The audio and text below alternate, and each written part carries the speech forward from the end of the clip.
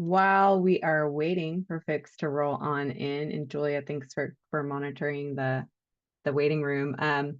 We could start with a little like popcorn question, and folks can just use the chat for this, but always love to hear, and you'll probably catch the theme that this relates to something we'll talk about later tonight, but love to hear folks' favorite places to take reusable cups and reusable containers. Do you have a coffee shop? Do you have, a grocery store, a tea house, or somewhere that you're liking to take your durables out into the world?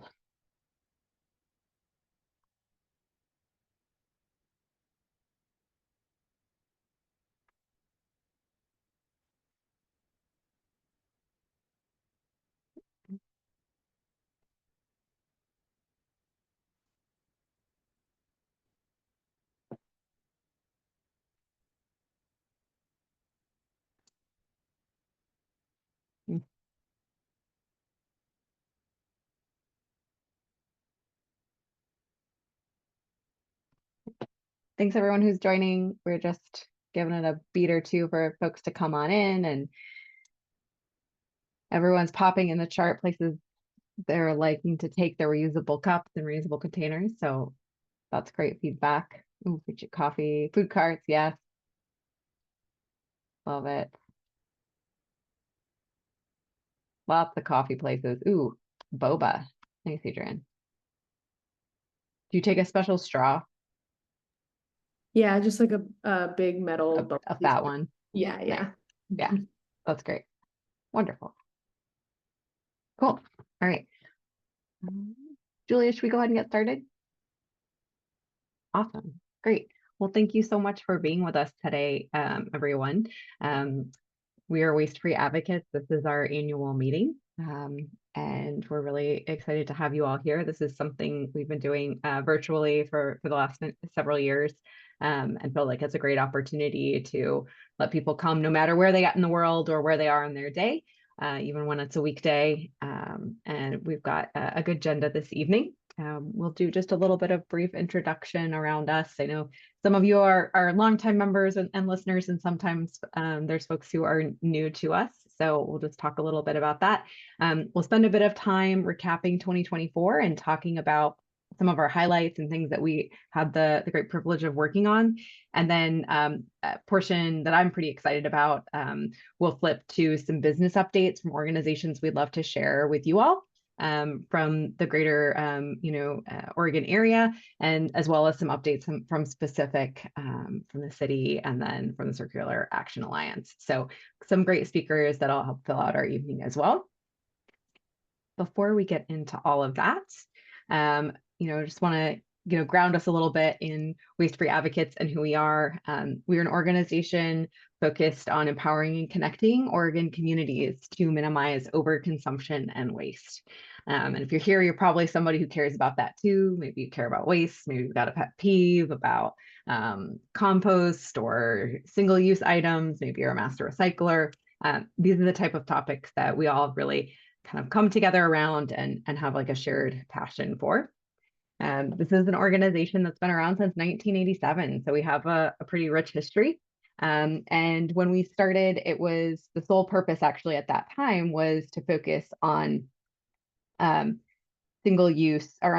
curbside recycling to Oregon. And that was something that didn't, exist at that time. And in the intervening years, we've worked on so many things, and there's so much happened in the waste reduction space in this state. We've helped launch the Master Recycler program. I know many of you here are graduates of that program. We helped drive state and regional wide programs like the bottle bill, plastic bag and polystyrene ban, and most recently advocacy for the Recycling Modernization Act. And so we're really excited to be able to kind of help carry along the conversation about public discussion regarding single-use items, and bring people along on the journey. In 2021, as the conversation's really shifted and grown. It's not just so much about recycling anymore, right? That's kind of the end.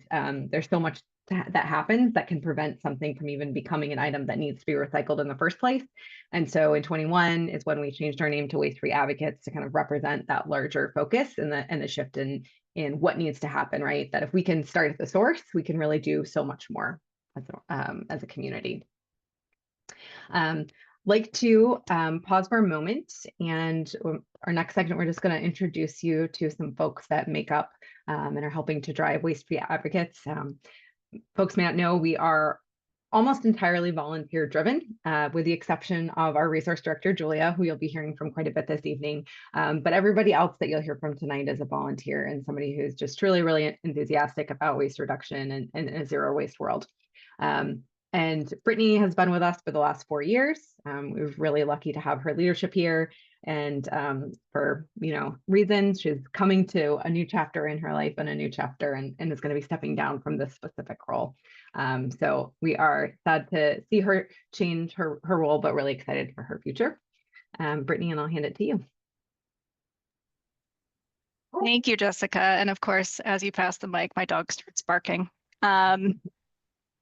So I just want to, sorry if that's distracting, but I just want to preface that I'm about to be going on maternity leave soon. So if I sound out of breath, it's not because I just got done exercising, it's because I'm growing a new human. So I mostly just want to express how grateful I am for the chance to have served as president of this long-standing organization for the past 4 years.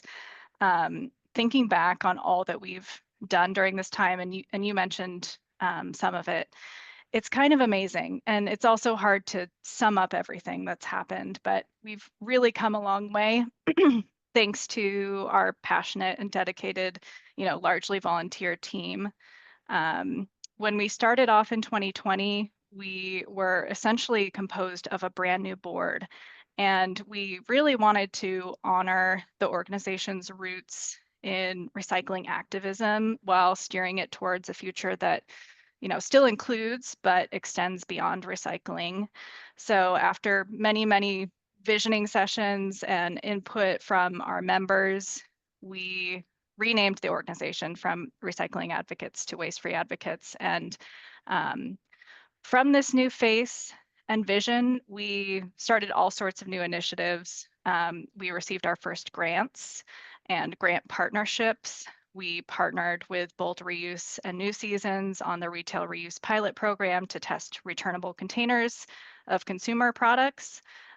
We worked with Okapi Reusables to expand reusable coffee cup use across the Portland metro area.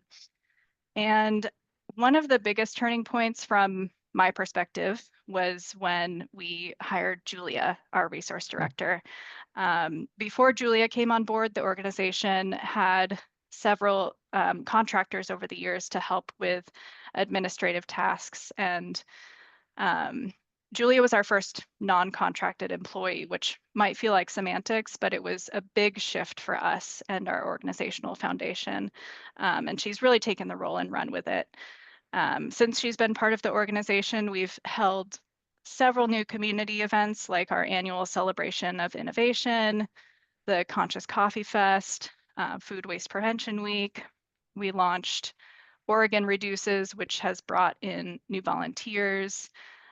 Julia started hosting the Oregon Reuse Roundtable to hold meaningful discussion in the state. And our network has just grown tremendously. And you'll hear all about these things and more in a bit. But through this growth, we largely continue to be donor funded, volunteer powered, as we have been for the past over 35 years. And we have goals to continue growing through new grants and partnerships and continued donor support. And we hope to bring on at least, one more staff person in the coming years. So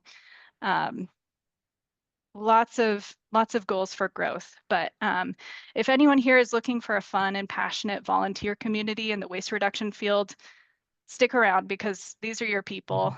This organization is the true definition of grassroots and community powered. And we have volunteer and board member opportunities, which will be discussed later. But that's it. That's it from me. thank you again to the board for being just a constant inspiration, and to our community for supporting our work. I'll still be around as much as I can, just a little less available over the next year or so. So thank you. Thanks, Brittany. Yeah, we're so appreciative of your contributions, and I think everyone's excited to continue to like take forward, we each have a legacy in our own right, in the path that we lead in our lives and our work and the places and the communities we're part of. And I think we will continue to drive forward the good work that you've laid a foundation for. Want to just also make sure that we get to introduce you to other folks who are behind Waste-Free Advocates. If you see us out in the community, there is a very strong chance that you've seen some of these faces, or maybe you've emailed with somebody. So we wanted to just give a moment to recognize folks. We've heard from Brittany. She's the outgoing president of the organization. And we are really honored to have Adrienne Wallace, who has been working with us for the last year or so, but who has stepped up to the plate and is going to be taking on the role of president going forward. Adrienne, I'll hand it to you if you want to do a quick intro for yourself. Yeah, thanks, Jessica. Hi, everybody. First, I just want to say thanks to Brittany for being an amazing leader. I've been in the group, I think it's actually my 3rd year, if you can believe it. I know. And I have nothing but wonderful things to say about Brittany and the whole group. And, that's one of the main reasons why I wanted to be president. It wasn't really a planned thing, but I'm really excited to keep working with this amazing group of people, and get out in the community and make some amazing strides for Oregon and beyond if we can. In my day job, I'm the sustainability coordinator at a small local B Corp construction company, and so I'm really passionate about waste reduction, specifically in the construction field, but in any area of life. But yeah, that's pretty much what I have to share today. I'm just excited, and yeah, look forward to what's to come.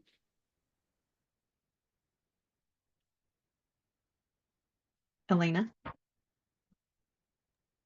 Hi, everyone. I'm Elena LeBac, she, her pronouns, and I'm the vice president.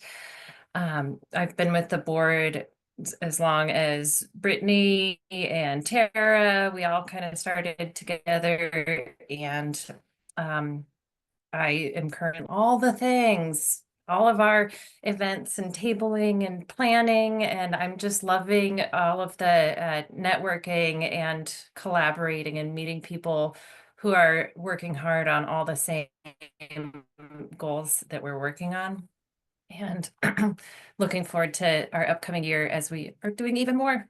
We do more every year.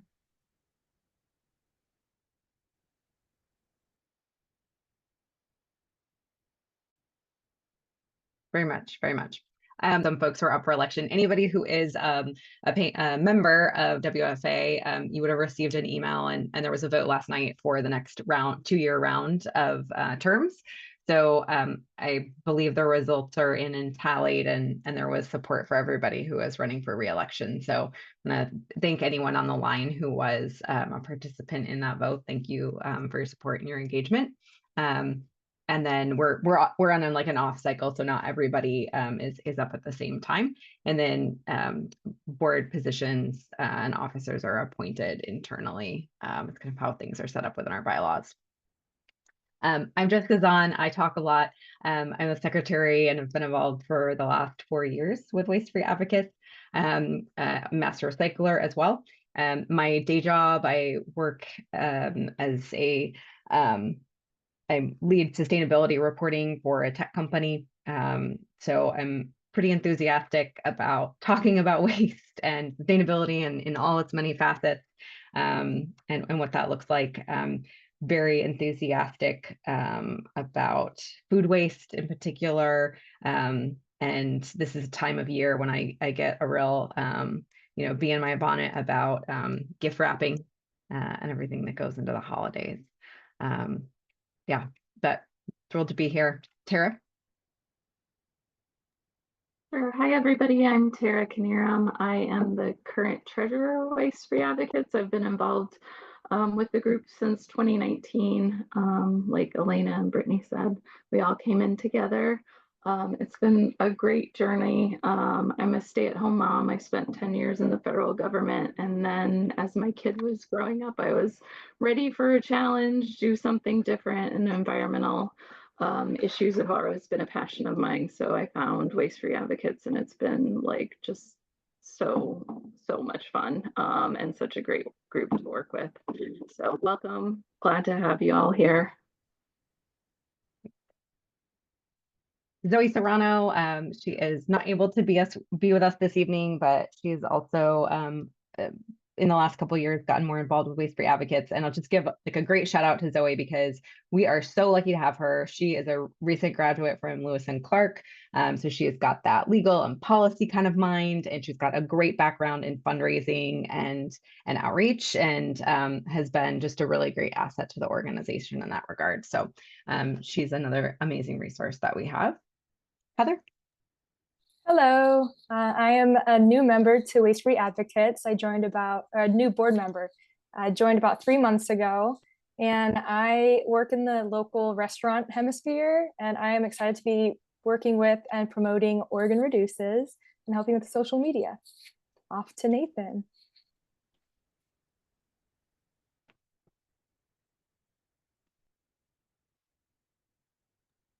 Or maybe Chris. Yeah, do we maybe lose Nathan? Yeah, Chris, you're up. Hi, my name's Chris Booth. I am a very recent member as of maybe a couple of weeks ago. So just kind of getting into it now, but I'm a materials coordinator for one of the local hospitals here at our surgery floor. So I am very aware and focused on waste in the medical space. And that's kind of what I'm kind of taking on here with Waste Free Advocates. And so I'm just trying to, bring my knowledge and expertise as best I can and help out and see what I can do. Thanks, Chris.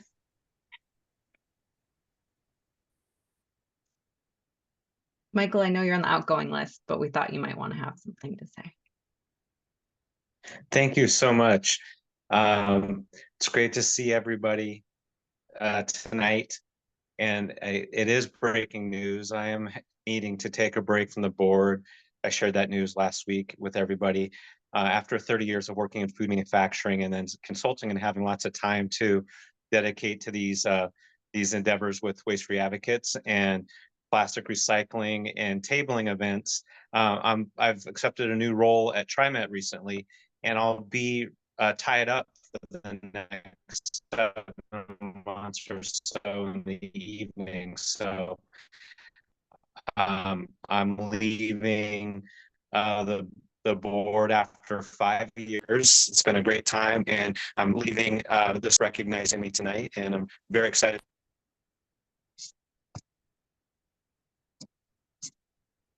Awesome. Thank you, Michael. All right. Last up, you probably have heard from Julia. You've probably seen her face at our events, but we're very fortunate to have Julia Bonheim as our resource director and the employee that Brittany spoke of earlier. Julia, did you want to say a couple words? Yeah, I think I get to talk for a while now here. Yeah.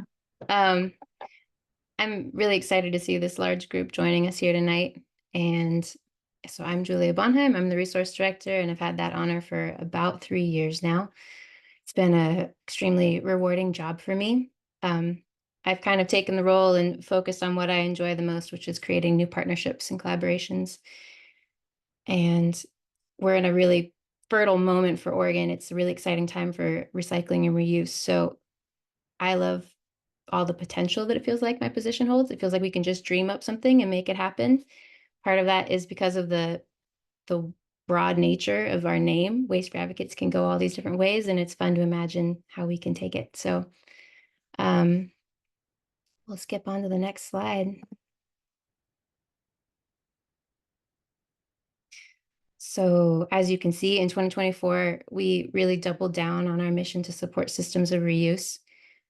And especially to increase communication and collaboration. I think, yeah, we'll go into all of these in a little bit more detail. So I think we'll start with the celebration of innovation. So last January, we celebrated our second time all together in person. That was part of the fun of it. And that year, we used the opportunity to honor Jean Roy, who was the founder of Recycling Advocates. She also founded the Eco School Network. You can see her in the picture there. She is a fabulous and inspiring person, and it ended up bringing together kind of old school recycling advocates and people new to the field. It felt really very sparkly in the room that night. It was also a good chance for low waste businesses to share what they do and for people to network with each other. And we were also very happy to have Ground Score give a presentation as well, because if anybody is not familiar with that organization, they're constantly adding new programming to what they do, and it's pretty fascinating to follow along with them. So each year for our annual celebration, it kind of shifts a little bit, and we're in the planning stages of what we'll be doing this year.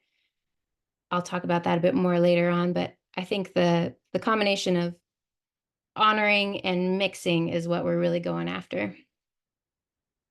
On to the next one.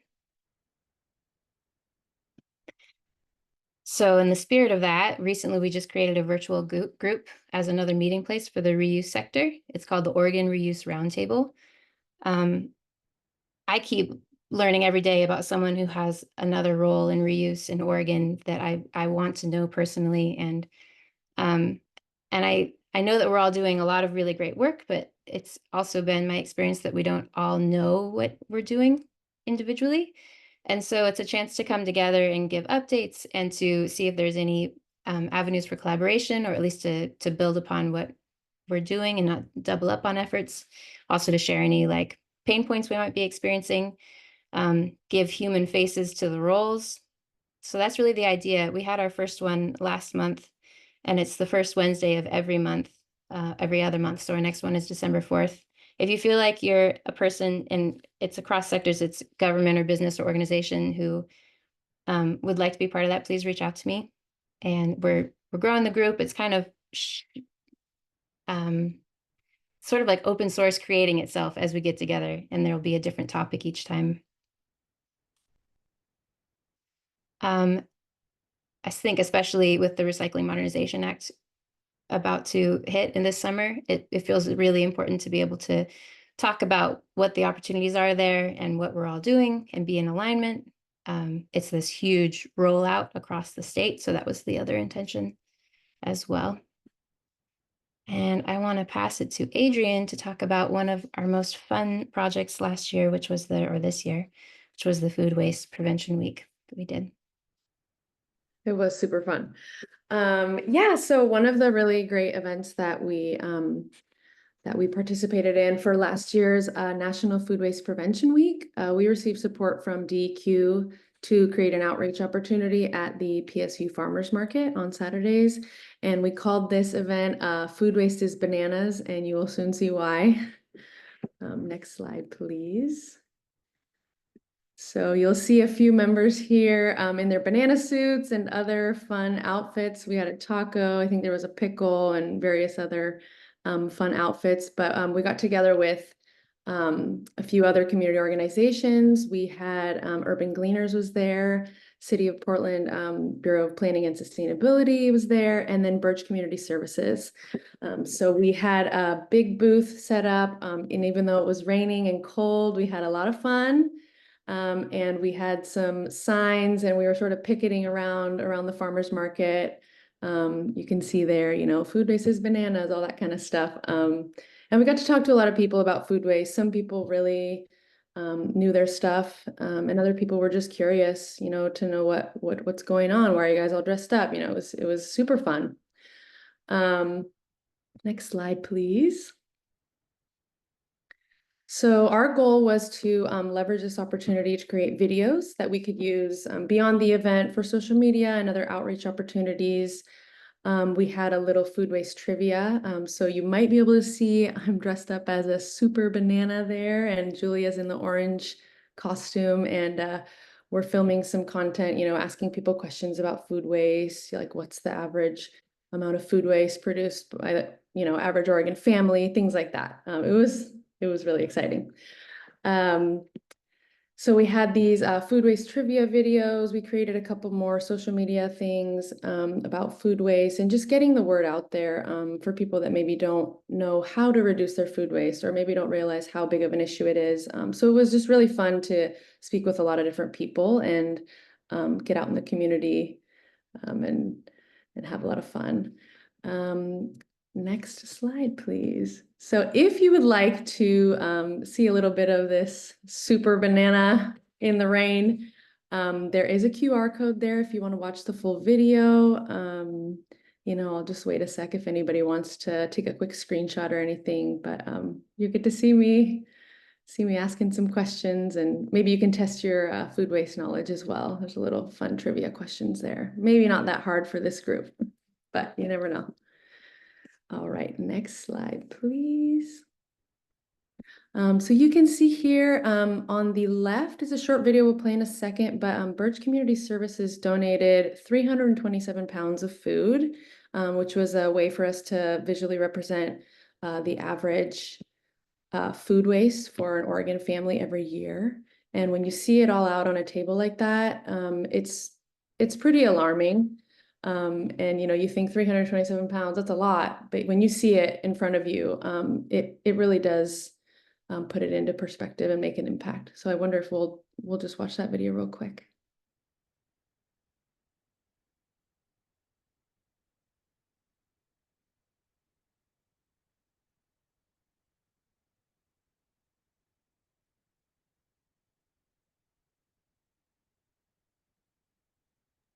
I feel like I should break here in here and share that what you didn't just hear was like a bunch of techno music and a toilet bowl flushing, and it's much more dramatic than that video really portrayed in the moment.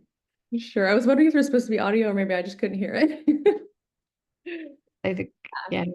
So that's a great representation of just some short clips that we were able to put together to share online, and we have that for future stuff if we need as well. You can see also we had a couple signs saying I am a food waste hero. So for the willing participants, we took some photos, and people got pretty excited about our table and everything. We look forward to seeing what will come this year. See what's in the works for Food Waste Prevention Week this year, but I'm sure it's going to be a lot of fun.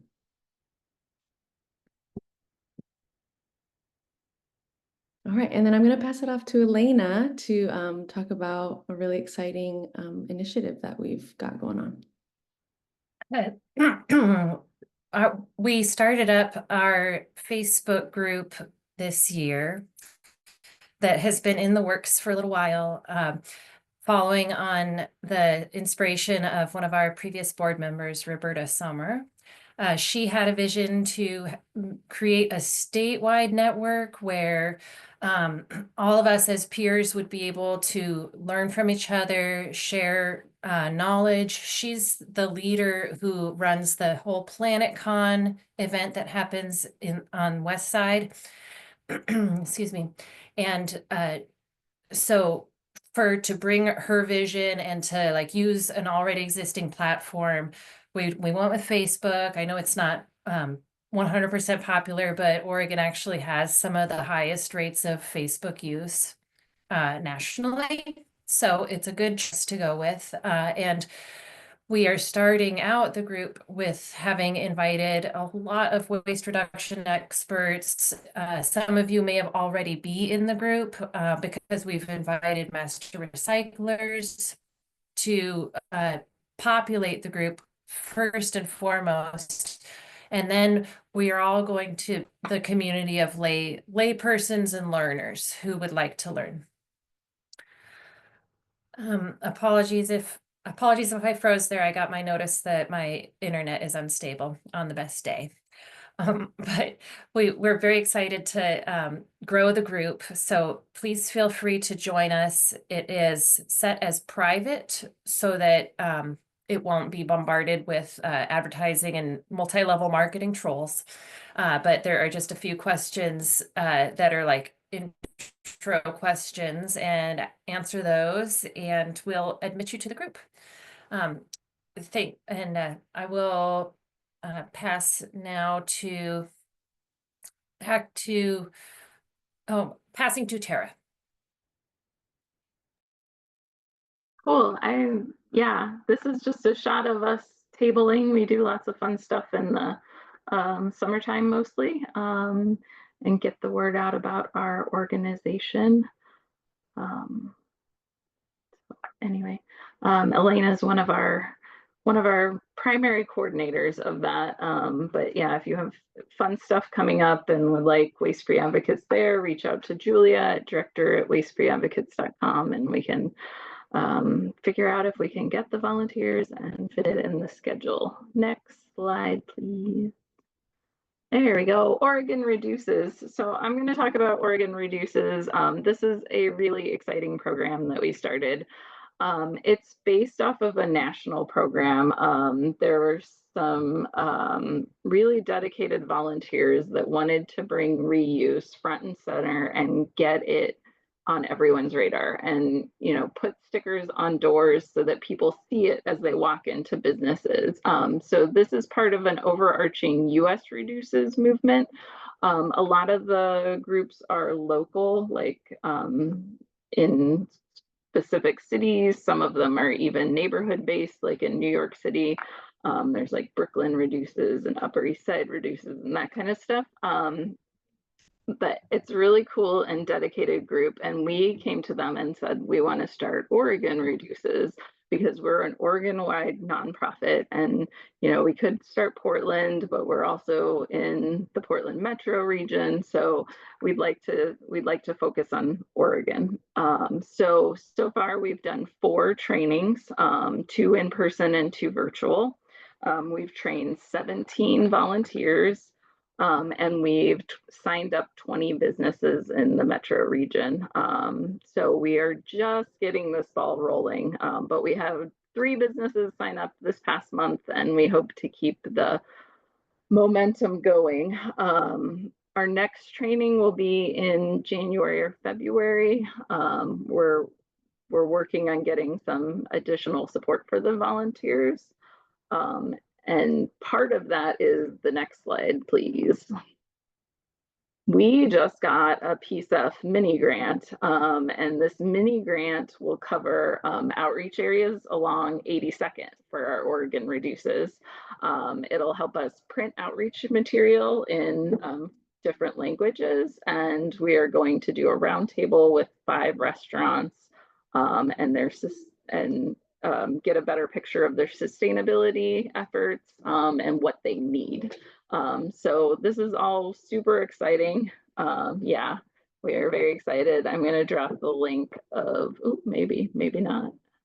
What did I just do? I was going to drop the link of Oregon Reduces in the chat so you can look at our map and sign up to be a volunteer if you like. We love to have more people volunteer to do this. It really is just, as much or as little as you would want to do. So if you have 5 restaurants that you bring your container to, sign up those 5 restaurants. That would be awesome. So get in touch. All right, next slide. And I'm passing it over to Julia, I believe. Yeah, I want to add to that we're really trying to help restaurants in this kind of next phase of Oregon Reduces understand about how to comply with the Senate Bill 545 that lets people bring in their reusable containers. So we're going to have more of an education piece to it and help people work out their written compliance statements, which is how they legally should be doing it. So trying to step up and broaden the game a little bit from just will they accept your reusables to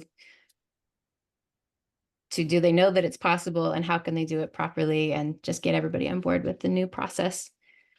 It is really exciting that we got this mini PSEF grant. And so it's kind of funny to me, like everything has such similar names, but I want to share about this program called Choose Reuse Portland, which so we just worked with the Copy Reusables this year to apply for the DEQ's Reduce, Reuse, Reimagine grant. And I want to be totally clear that we don't have funding for this program yet, and we don't know yet if we've received those grant funds, but I still really want to share it with you because it feels like one of the best strategies to support reuse initiatives, especially it's a really proven strategy. Rethink Disposable has been doing something like this nationally, and if we get the funds, we'll bring them on as a contractor to help train us, and they'll provide their outreach materials. And the idea is to really reduce the barriers as much as possible for restaurants so they can start experiencing the benefits of waste reduction. So we'd be working with Okapi Reusables to identify 50 cafes and restaurants in Portland Metro who are BIPOC owned or in underserved communities, and offer them up to $500 to replace their single-use serveware with reusable, durable serveware. We'd bring them a little catalog, help them decide what they should be ordering, do the ordering for them, deliver it. So kind of like the white glove service of change. And that really seems to be what's successful. So we hope that we get these funds. If not, I think that this is something that will be happening in Portland in the next couple of years, one way or another. So I want to share it with you. And then I think I'm actually passing back to Tara. You are. I get to talk about fundraising.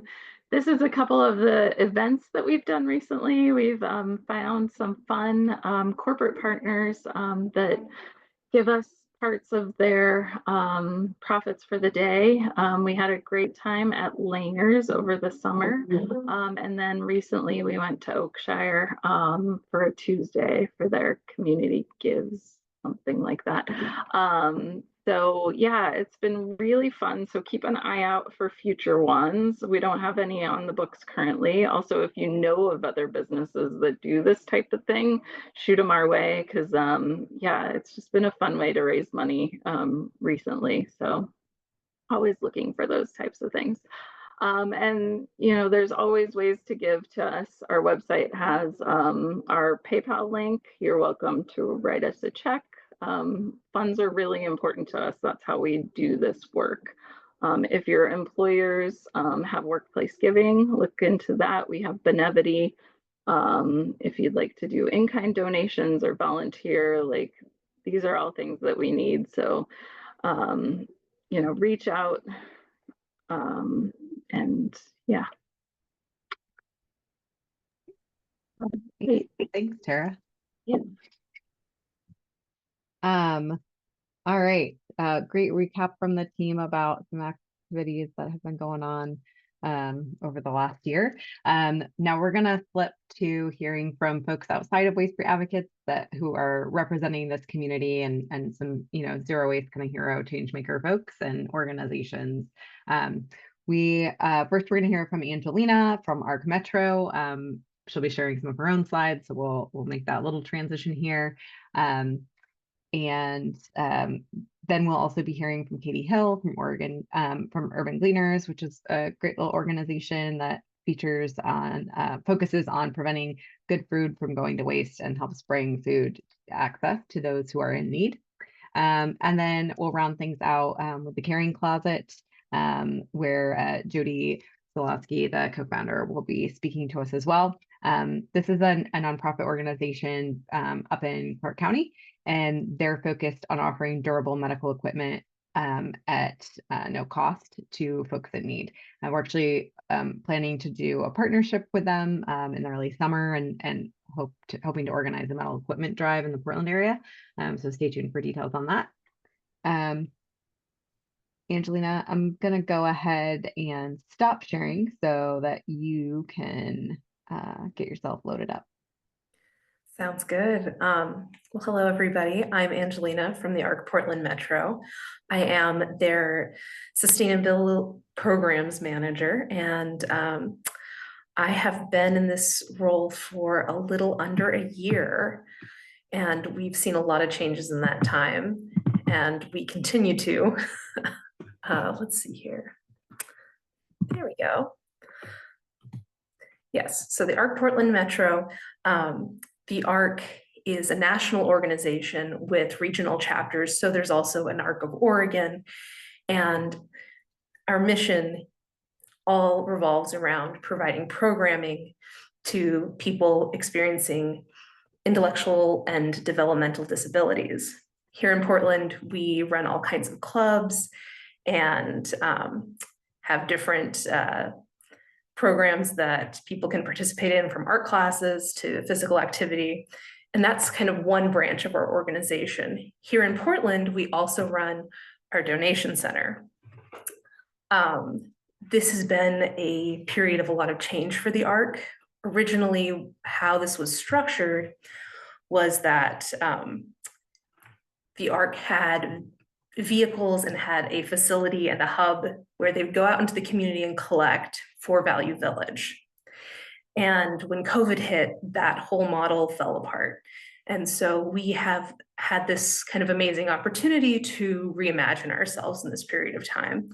We now have a drive-through in Northeast Portland and a little store on Southeast Stark and 83rd.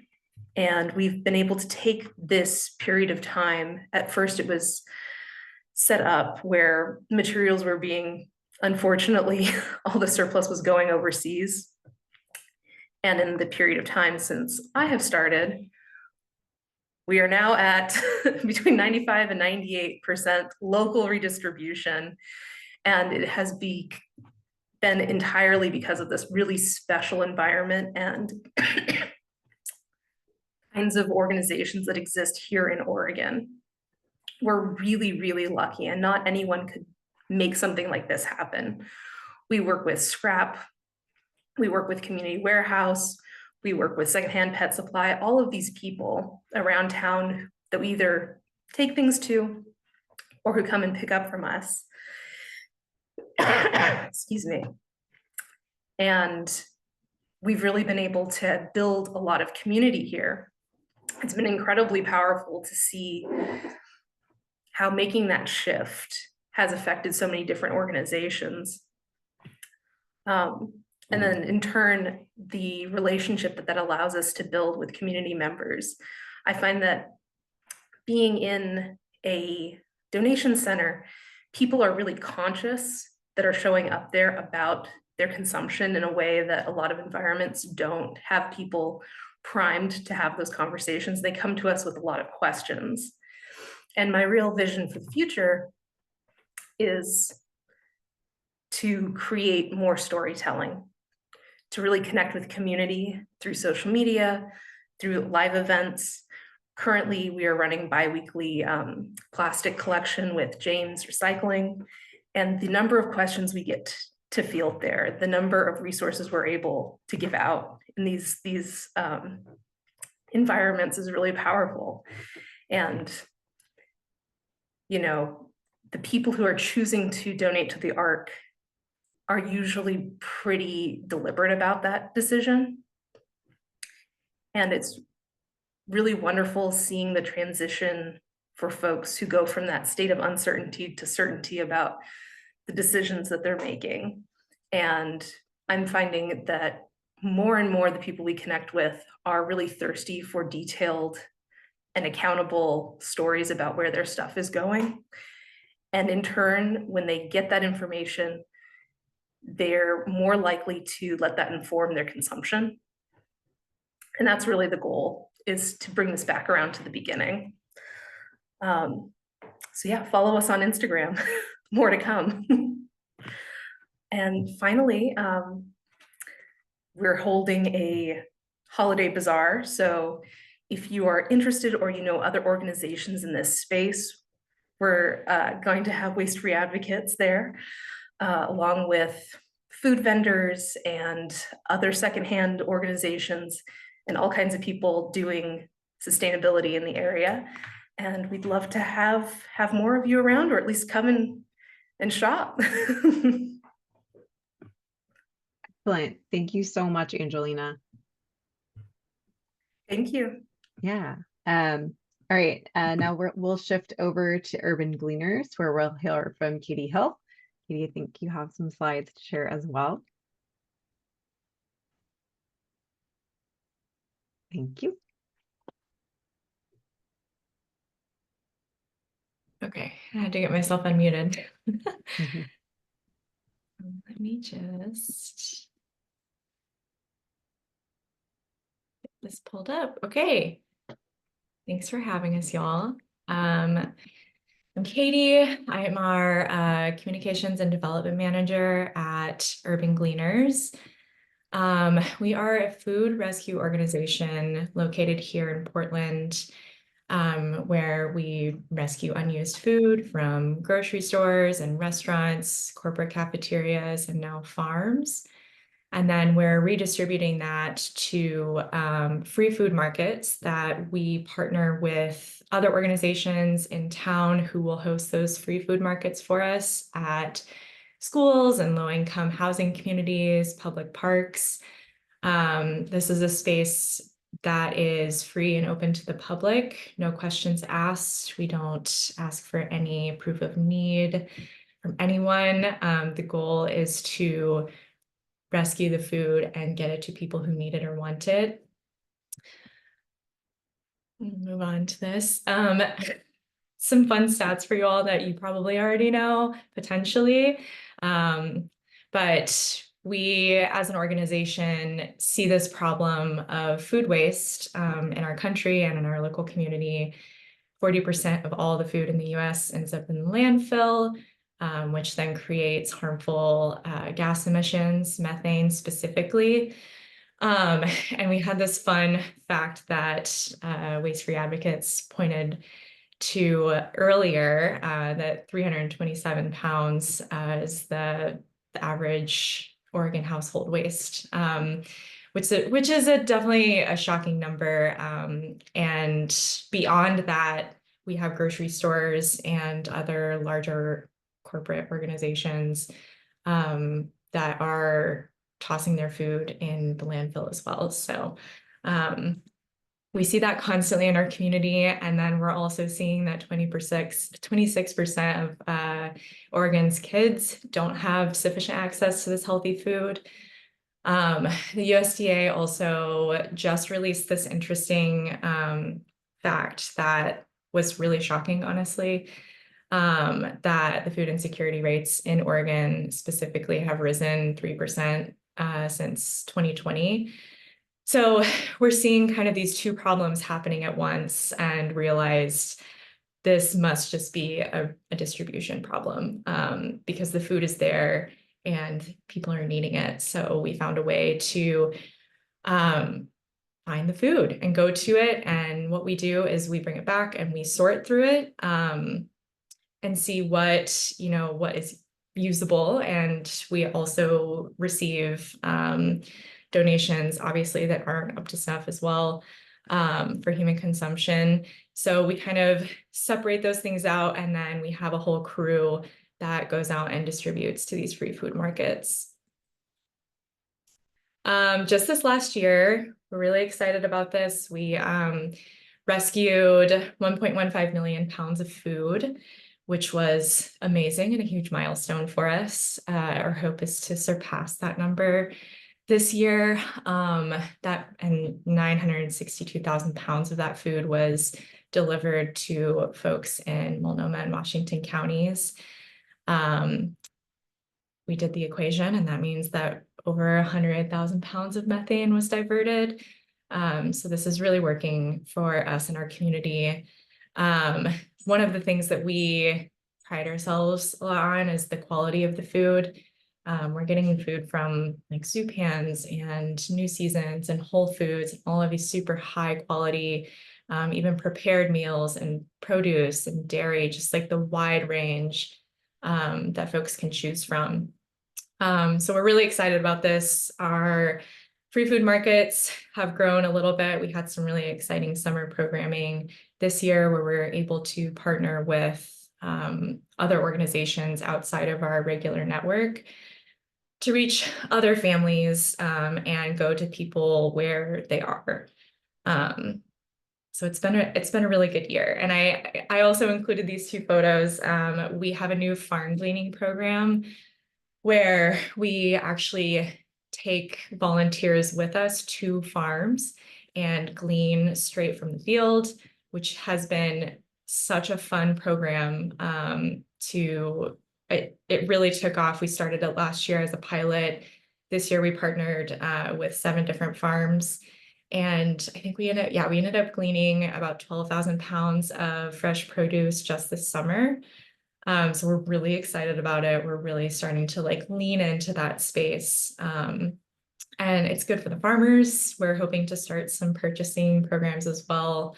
But ultimately, you know, a lot of that produce just gets left on the field because there's no hands to harvest it in time, or it may just not quite be farmers market quality, but it's still perfectly good to eat. So we are out there finding that fresh produce for people.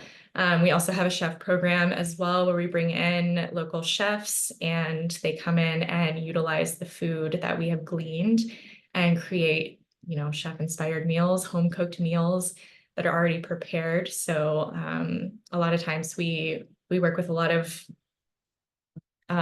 young people and bringing food to schools. So having these prepared meals for these kids who may not have a guardian in the evening to cook them dinner, where they can just reheat up a meal, I think is massive.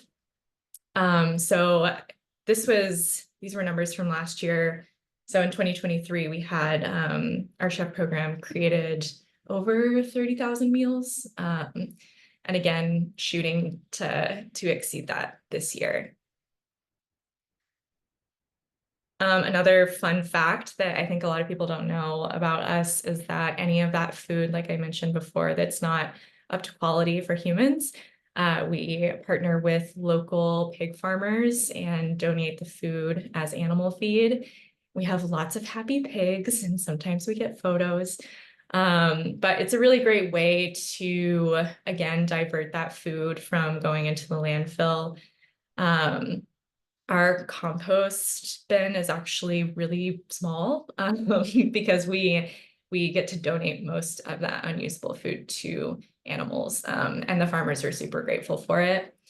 We've also partnered with Ridwell to recycle our #1 plastics and soft plastics. So that's been a really fun new partnership. They're kind of releasing new programs and starting to accept more things. So we're working with them really closely to see how we can continue to reduce our waste. I also wanted to highlight our summer supper this year. This was a huge new event that we just started. We had, I believe, 11 really awesome chefs come in and glean food from urban gleaners to create dishes, very small dishes, as a tasting event. This was our big fundraiser for the year. It was a really cool way to have these highly regarded chefs come in and show how gleaned food can really be transformed, and it's something beautiful. And I don't know, really, I had some of the best food I've had.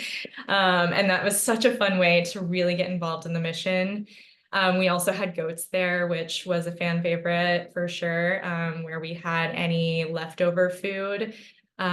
People could come and feed the goats, just to kind of be an example, a fun little example to get people engaged and yeah, pet some goats and feed them. So looking forward to 2025, we are a small organization and we're looking to grow. We have all of these, you know, massive growing numbers, 1.15 million pounds saved last year, and we're wanting to grow that. We're in a really small warehouse right now. And our goal is to expand that eventually. So we are really leaning into fundraising. We're working on building out our partnerships with other local organizations like Waste Free Advocates and other just like awesome mission aligned people. And just continuing to build that network of like-minded people. So some ways that y'all can get involved. We are always accepting new volunteers, especially for farm gleaning programs. So if you want to get your hands a little dirty and do something good and fun, we will definitely be accepting new volunteers for next year. We're in this year's Give Guide.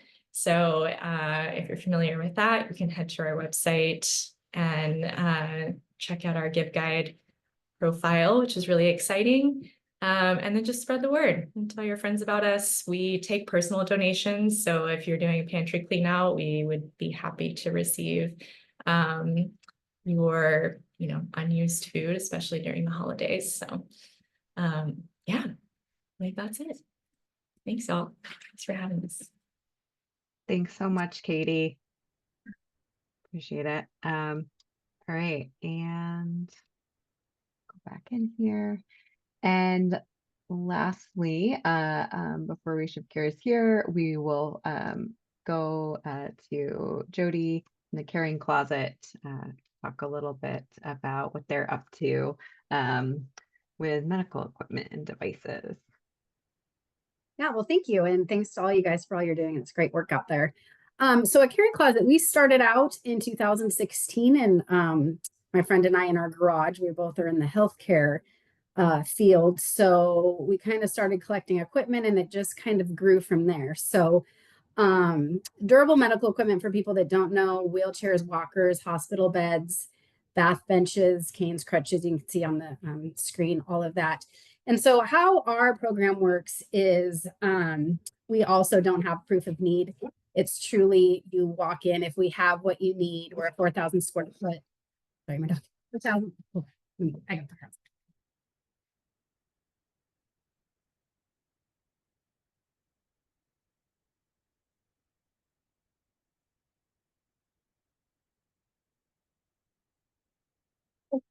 Sorry about that. I gave them raw bones and they just finished, so they're barking. So we're a 4,000 square foot warehouse. So people come in, if we have what they need, they sign a little liability waiver and off they go. We get most of our equipment from, used to be assisted livings and family homes, and now it truly is just the general public. We are all volunteer ran. So we have about 10 volunteers during the day. We're open Tuesday, Thursdays, and Fridays for 3 hours a day. And we're seeing about 200 people a day that come through the warehouse. Let's see, last year we gave out about $1.6 million in equipment. And so it started off being, providing a need to the community, but saving all of that equipment from the landfill was just like a great addition to our program. So that's kind of how we work. We do have a fundraiser coming up in February. It's called Whiskey, Wine, and Wheelchairs, if anyone likes whiskey or wine. It's on February 21st. So we're all volunteer ran, and so we don't get any federal funding. We're all done with grants and asked to the community. That's great.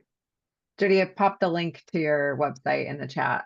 So Okay, is there great. information on volunteer opportunities and events there? Yeah. People want to, okay. Great. Julia, I think we're on to you and for our next section.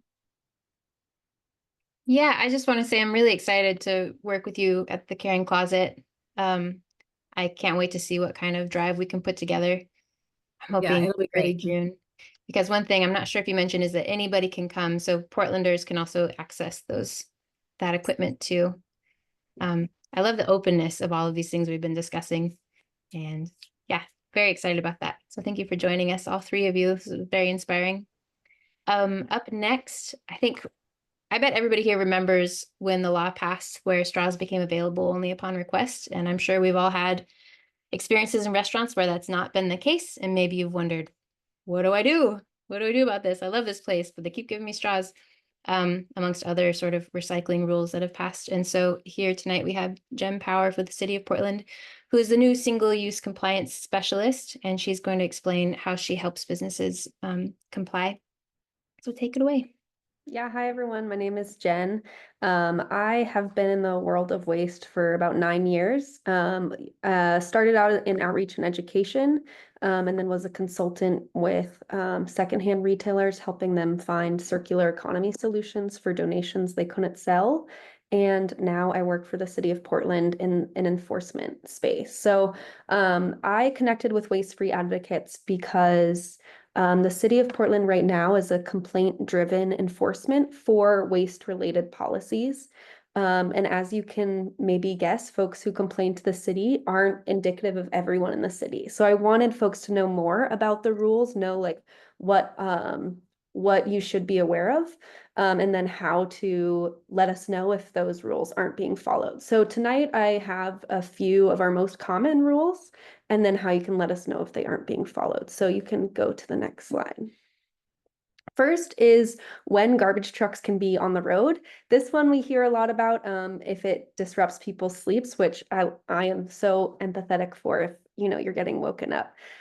So for a residential properties, that's anywhere from 1 to 4 units. Garbage collection can only occur from 6 a.m. to 5 p.m.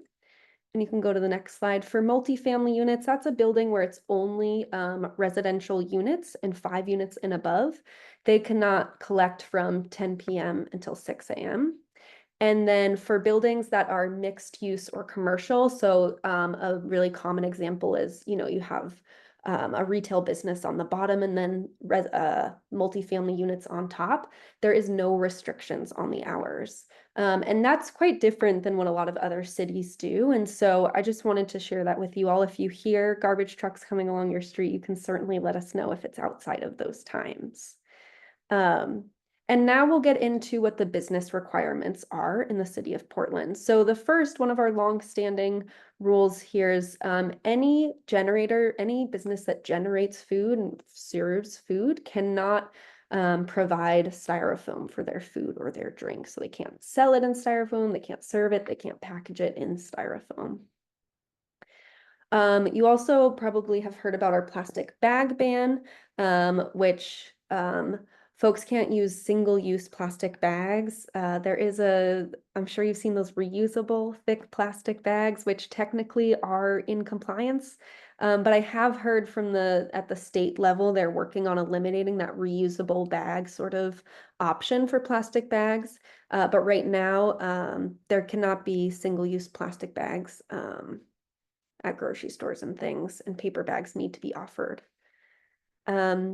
And then, of course, our single-use plastics by request only. So this includes anything like straws, stirs, condiment packets, all of those things cannot be provided automatically. So that includes if you're dining in, if you're taking out, or another example might be if they just have all of the things for self-service on a counter, they cannot do that. It needs to be only if somebody verbally requests it, it's provided to them.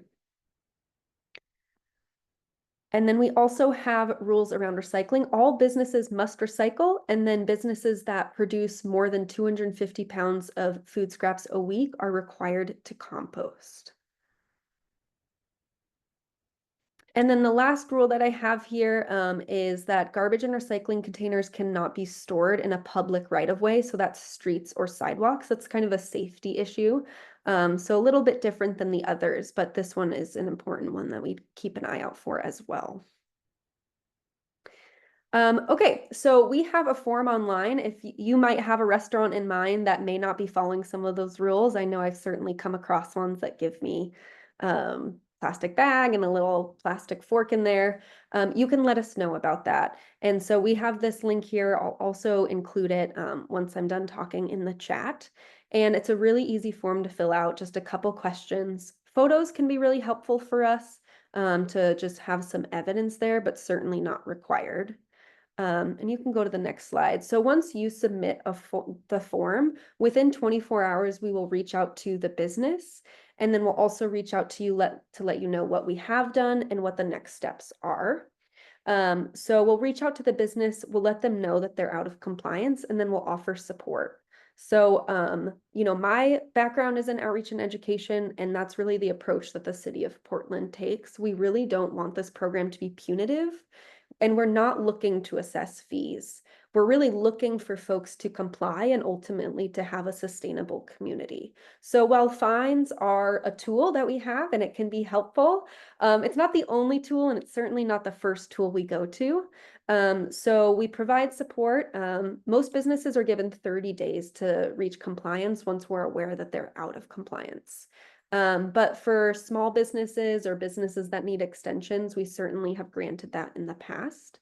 After that 30-day period is over, we'll go to the business and confirm if compliance has been met. And if after that period they have not, that's when we go to the fines. So that was kind of a quick one over of our process here, but please let me know if you have any questions. I'm available. You can see my email here. Yeah, thank you. Thanks so much, Jen. Appreciate it. All right, moving right along because I know time goes quickly here. We're gonna turn it over to Alex from the Circular Action Network. Alex, you ready? Yeah, thanks, Jessica. And it's Circular Action Alliance, actually, but It's a long day. it's okay. Yeah, we're new and it's late. So next slide, please. There we are. Cool. So thanks for having me tonight. And like Jessica said, my name is Alex Bertolucci. I'm the communications manager for Circular Action Alliance here in Oregon. Some of you look very familiar from my work at DEQ, Washington County, AOR. So it's good to see all of you. Next slide, please. So first off, I just want to introduce you to CAA really briefly.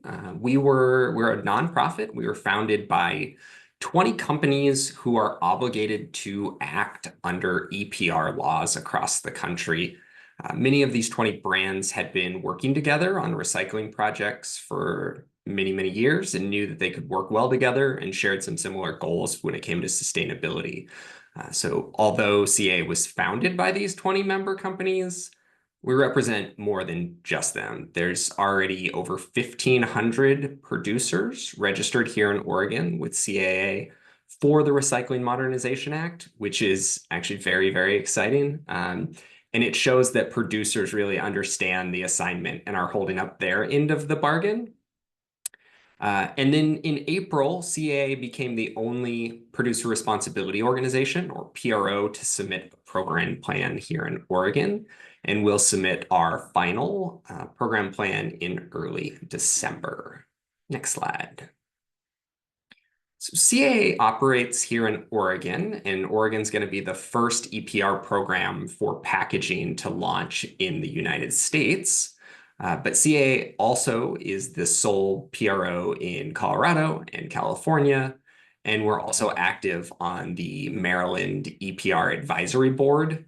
And then Maine and Minnesota also passed packaging EPR legislation, and they're working on implementation now. Next slide. Cool. So CAA has been involved with the RMA for a while now, and we continue to build out our team here in Oregon. So hopefully some of these folks that you see here are not new to you. You see some familiar faces. The Oregon team has a deep understanding of the recycling system in Oregon, and we're working very hard to ensure that the RMA is going to be successful when it launches. I keep saying RMA. Did I say that's the Recycling Modernization Act? If not, that's what it stands for.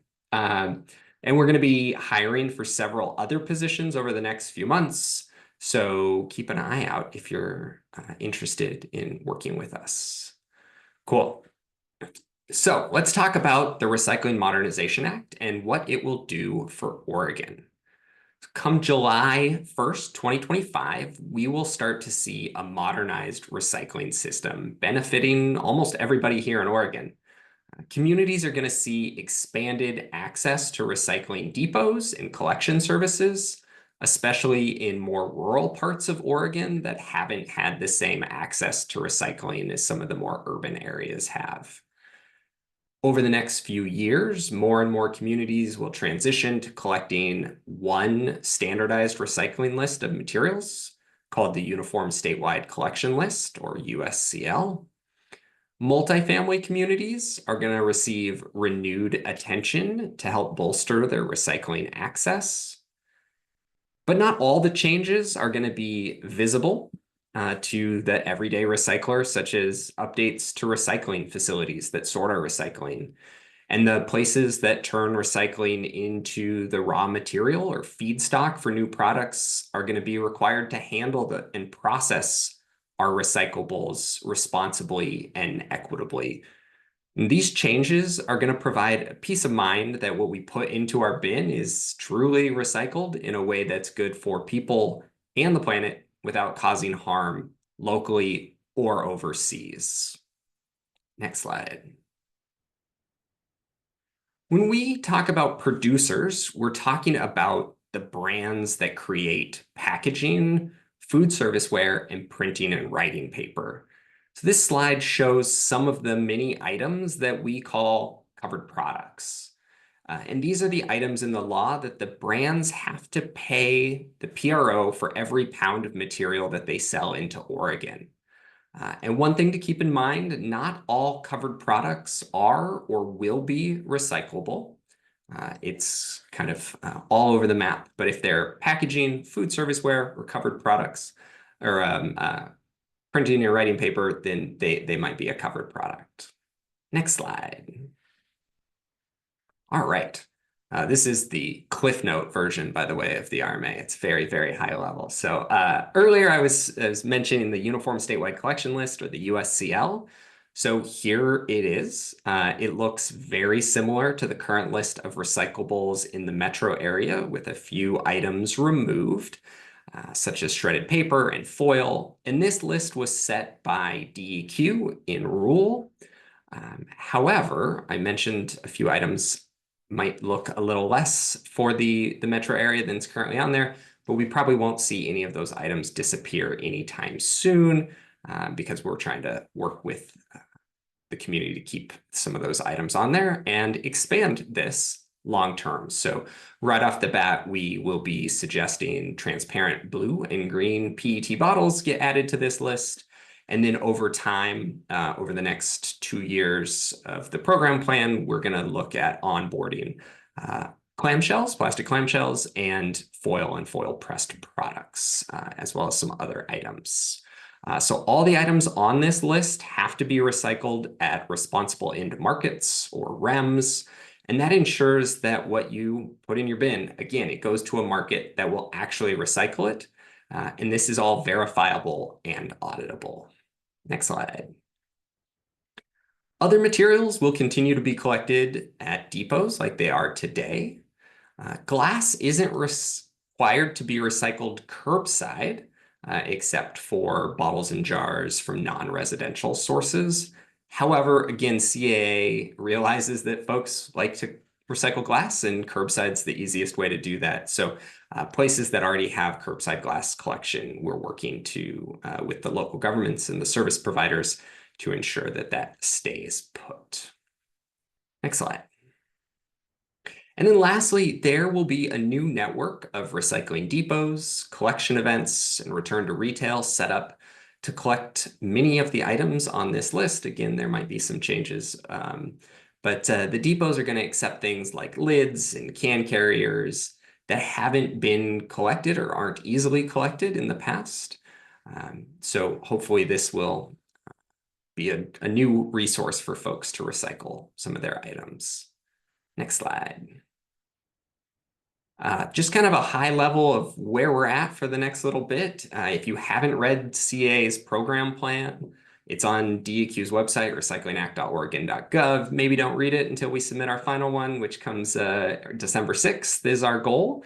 But the plan, if you work in recycling, sustainability, any of that, it's worth some nighttime reading to get you to fall asleep. But it covers everything that the Recycling Modernization Act will be doing from CAA's side of things for the next 2 years. So again, we submit our final plan on December 6th, and we'll be looking for approval of that plan from DEQ and the Oregon Recycling Council in early 2025. All right. And then just looking at what happens July 1st, 2025, when the RMA goes into effect. It's not going to happen overnight. There's not going to be this light switch that changes recycling for all of Oregon overnight at the strike of midnight. Instead, it'll be a rolling rollout, launch of the program. So new funding will go to get recycling programs up and running. Those depots will start to roll out. There will be new education and outreach material that's provided to folks around the state. And so that there's that one kind of list and education and resource for folks to get that information from. There's going to be lots of new money flowing through the system that's paid for by producers. And yeah, we're just very excited to see a more modernized and trustworthy recycling system up and running. And then one more slide. So CAA cannot do this alone, and we are asking folks to keep an eye out to see when changes are occurring to their program, share that with your networks about what's going on. And a big one is the RMA might face some opposition in this year's legislative session. And so we might put a call out to folks to help contact their legislature about keeping the Recycling Modernization Act. It's going to do a lot of good for Oregon and Oregon's recycling system. And so, you know, we might send out a call out to all of you amazing folks. But also just keep doing all of this great work that you're all doing and that we just heard about, because that really makes a difference. Awesome. And that's all me. Thanks. Excellent. Thanks so much, Alex. All right. Julia, we on to membership real quick. Sure. Thank you, Alex. We're looking forward to partnering with education outreach about that. So membership, we welcome you to join us if you haven't already. It's a sliding scale membership fee, so pay what you can. We, on the next slide, you'll see the 12 participating low waste businesses. We offer one discount a month, a different discount each month to a wonderful business that's local and doing good work. And I'm really proud of the the broad range of businesses that we have represented for next year. We also will have our yearly celebration. It's looking like it will be February 2nd this year, and our focus is going to be on acting locally. So looking at legislation and then also having more of a mixer with folks. And we hope to also honor a change-making champion in our community again. So look out for that. And if you're a WFA member, then it's free to you. So you kind of look at it one way or the other. You're buying a ticket to the event or you're buying a membership, but join us either way. And yeah, so these are the businesses. Hopefully you've heard of many of them. Maybe you're already supporting them, and this is just a little boost to get you to go that month, see what they're doing. And next slide. Yep, save the date, February 2nd. I think it's going to be a happy hour again. That seemed to work well last year. And we're on to asking if you want to become part of our board.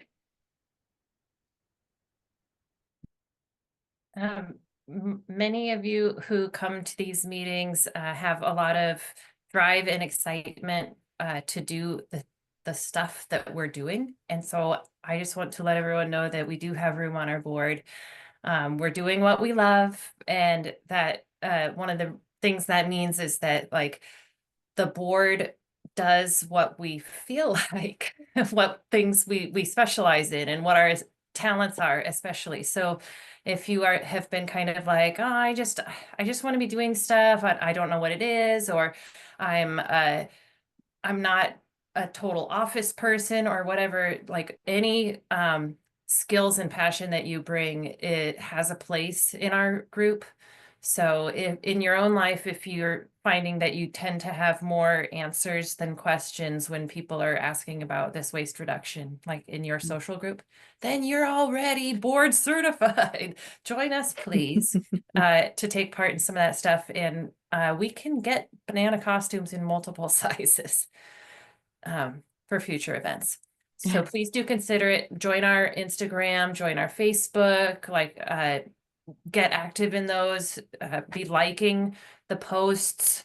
It lets us know that you are seeing this stuff and that you're interested. And we would love to put your hands to use on our projects. So please do reach out to us. Thank you. Thanks, I'd Elena. I'd like to add one more thing about membership as well, because I forgot to say that master recyclers and environmental promoters get 1 free year of membership. And there was a glitch last year where I wasn't realizing halfway through the year that people were signing up. And so if you're here and you did that, I'm going to roll all of those over into 2025. And also if you're a newly graduating master recycler or an environmental promoter, you can sign up for a free year of membership as well. So we'll be sending you the discount emails, just so you know.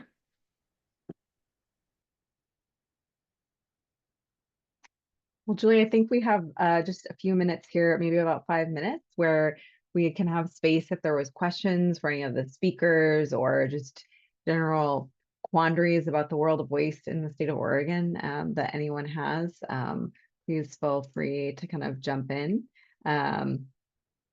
We can definitely make a little space for that. So if you want to throw something in the chat, I'm happy to facilitate that, or just, we're not too big a group. If you want to come off mute, that's welcome as well.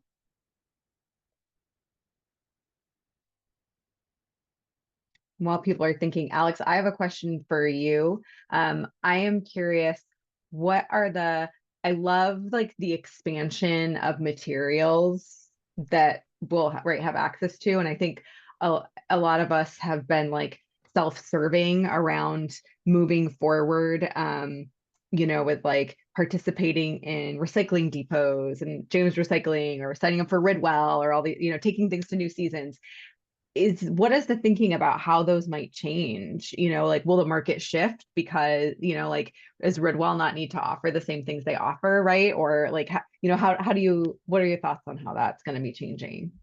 Yeah, that's a great question. I can't really speak for how Ridwell is going to change or James or anything like that. But, if we do add things like lids and clamshell containers, or if you can drop off expanded polystyrene, styrofoam at depots, it's going to be another option for folks that will all be free of charge. So at that point, some of those other services, they offer a convenience that wouldn't be offered at the depot. So I would assume that folks would still pay for that and it would still work. But I think giving folks more options to recycle more things is great. And so we're not trying to come in and say Ridwell needs to go out of business or James or anything like that. We want to partner with folks to make sure that they're able to recycle what they need. There's plenty of stuff to be collected and recycled and reused and all of that. I think it's nice to see like people who, if you saw yourself as an early adopter of one of those programs, it's nice to see it take a more mainstream approach, right? So there's like increased accessibility and equitability in that model. So that's a really nice thing about what RMA is doing. Yeah, I'm very excited to see that. And it puts some validity behind recycling as well, with those responsible end markets and some of the equity portions of the law as well. Yeah, that's great. Another question for you, actually, Alex, from the chat. What's happening with like compost for apartment buildings? Is there anything about compost that's addressed within? Yeah, not under the Recycling Modernization Act. There's a small portion about some labeling of compostables. But just up until 2 months ago, I worked for Oregon DEQ, and I can tell you that there is some other work that's going on for organics at the state level, and that's exciting. So next time, maybe you can invite a DEQer to talk about some of that. But stay tuned. I think there's more to come. Yeah. Could you also, sorry, RMA is hot topic here. Who do we anticipate trying to roll back the RMA? Yeah, it is industry from the state. So there's different groups that are pushing legislation to try and delay the RMA, or completely overturn it, or a delay and kill type method. So, I think we're trying really hard to engage the legislature about what is the RMA, what the benefit is, and that the people of Oregon really want this. We've done some research that shows that 80% of Oregonians realize that there's a value and a benefit to recycling, which is awesome. And so I would say that the big group that is actively opposed to the RMA right now is Oregon business and industry. But if any of you, we just got a new suite of legislators. And so if your district got somebody new, or if it's somebody old, feel free to reach out to them. Let them know that the RMA is important to you and important to our community. Excellent. Thank you. Julia, we have time for like one more question. Do you have anything that you wanted to put out there to the group? No, thank you for joining us tonight. I hope that everybody got something out of the diverse group who was presenting. I know I certainly did. Yeah, I think that's something, Julia, that I get really excited about, that we get to bring together. We can talk about medical equipment, we can talk about food, we can talk about disposal overall, like we can talk about all these kind of niche spaces, and I feel like we get to bring a fresh set of topics every year. So that's really great. Awesome.